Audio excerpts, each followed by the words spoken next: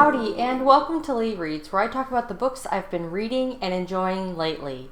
I have my October reading wrap-up, which was fairly in keeping with the spooky, creepy Halloween season. Many of the books that I read were eARCs that I had, or audiobooks, so I only have one physical book. But let's talk about them in the order in which I read them. The first is The Fractured Dark by Megan O'Keefe. It is the second book in the Blighted Stars trilogy. The first book came out earlier this year, and it's one of my favorite books that I've read of the year so far. The Blighted Stars is primarily following two main characters after they crash land on this planet. One of them is the heir to this Mercator house. It's one of these very powerful houses, and their big thing that they do is terraform planets to create livable worlds for humanity. But there are people out there that think that something particular about this terraforming process is actually dooming the planets, which has incited somewhat of a rebellion against these powerful houses. And one big player in that rebellion actually winds up on the planet too, and they have to work together to try to not only survive, but learn more about the secrets about what's really going on. Book 2 is a continuation of that plot. The tone is a little bit different because it's not as much of a crash land survival story plot. It's more like on space stations, but there's still that thriller aspect where they're still trying to work on this problem. I liked the space station settings, and there's still a little bit of horror in there because of how the technology works and how it's starting to go wrong. The baddie, the kind of thing that they are fighting against is like, it's a really creepy thing.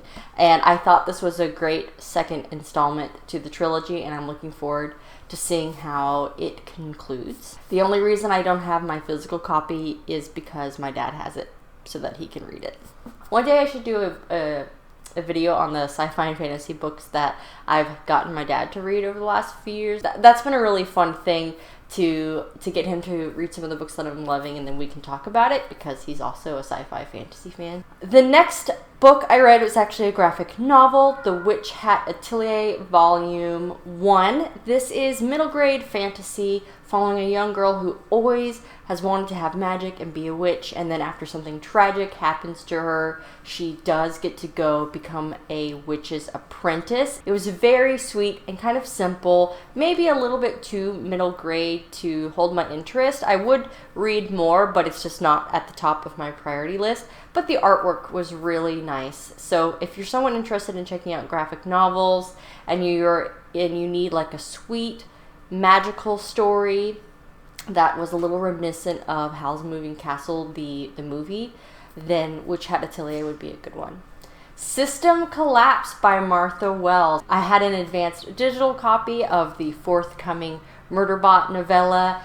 This one takes place right after the novel. So if you haven't read Network Effect, or you don't really remember what happened, I would recommend going back and reading Network Effect right before you pick up System Collapse. I kind of wish I had done that to refresh on some of the new characters that we met in this novel. But Martha Wells does a pretty good job of giving you those refreshers. It's still the Murderbot that we know and love, that funny, self-deprecating character. The tone of the story is a little bit different because where in previous books, Murderbot's really, really confident in their abilities. In this novel, Murderbot's dealing with some trauma and fallout from Network Effect, which kind of changes, they have to deal with it, which is totally understandable. So I still really liked the story. I was invested in the mission that they went on, and I really appreciate how it continues from the story, but builds upon the whole series that we've seen as a whole. The next was another digital advanced copy of an adult contemporary / historical fantasy that just came out this past month, The Unmaking of June Farrow by Adrienne Young. I've enjoyed some of her YA works, and I really did like her adult contemporary fantasy debut that came out last year. I enjoyed this one even more. Reading this one felt like reading a Susanna Kearsley novel, but just with a different voice. So not exactly the same, but it really reminded me of a Susanna Kearsley story, and she's one of my favorite authors.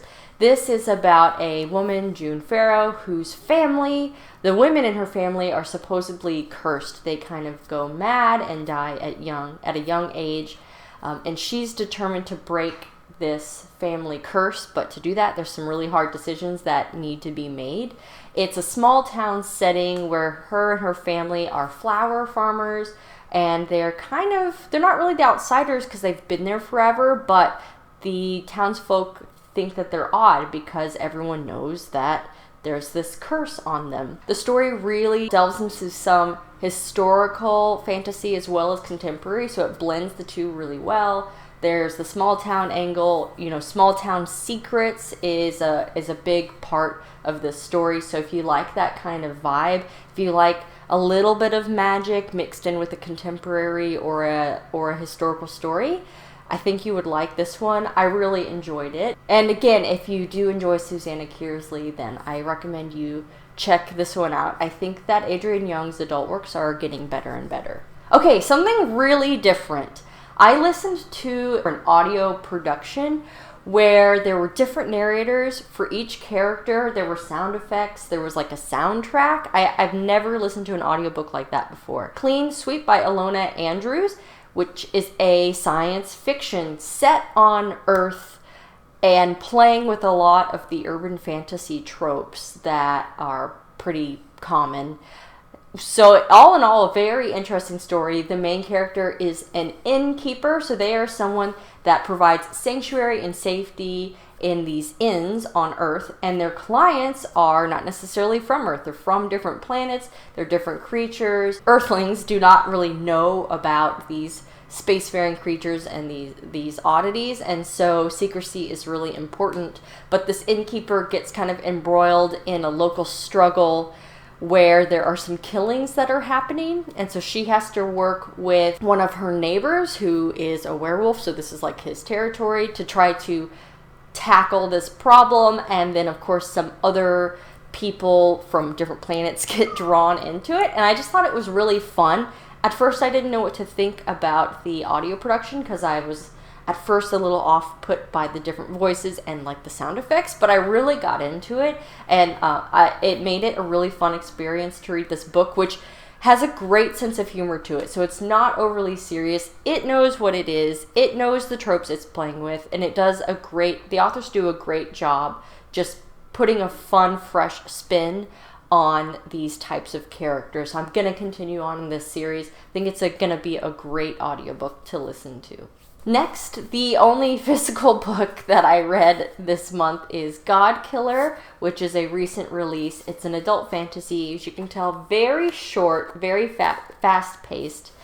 It is following a few main characters in this world where once all sorts of different gods were prominent, and they gained power by just the prayers that people would give them, the shrines that people would make. Some of them were selfish, some of them want to help humans, but ultimately there was this war, and some bad bargains were made, and now the gods are outlawed. The primary main character is a Godkiller. She is given permission by the monarchy to go around, destroy the shrines, kill the gods, and she has a personal issue with gods.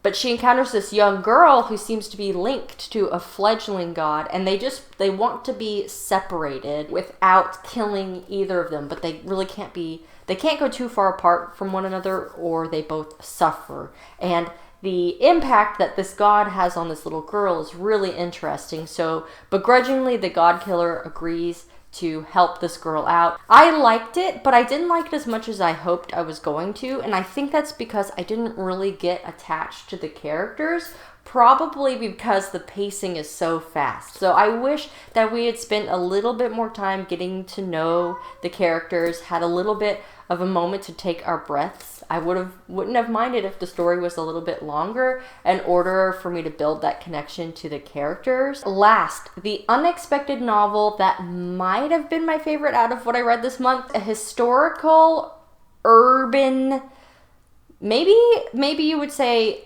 fantasy, but it has like that sci thriller aspect to it, set in the 1920s in New York City, called The Diviners by Libba Bray. It's the first book in a series. This one, totally unexpected that I loved it so much, because I don't normally go for like 1920s flapper-esque type settings or type characters, but I just really loved this one. It's primarily about Evie, who is from Ohio, gets herself into a little bit of trouble because she has an ability to touch an item and be able to read a little bit of the history of the owner of that item, so psychometry, if this was a Susanna Kearsley novel.